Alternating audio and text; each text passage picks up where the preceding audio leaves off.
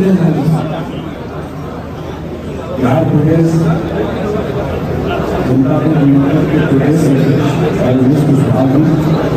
माननीय केंद्रीय मंत्री रमन बाबू, माननीय मंत्री विजय चौधरी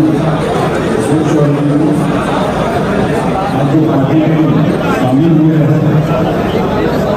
अरुण बाबू जो पूर्व सांसद रहे, पार्टी के पुराने साथी और चंद्रेश्वर चंद्रवंशी जी, संजय गांधी, संजय सिंह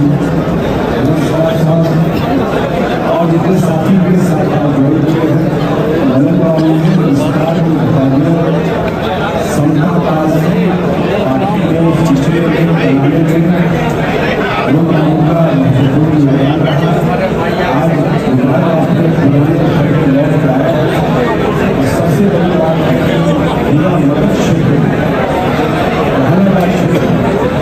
पार्टी को उनके आने से बहुत मजबूती मिली और एक जो रहा रमन बाबू ने आज वो सबसे बड़ा फोटो है ये है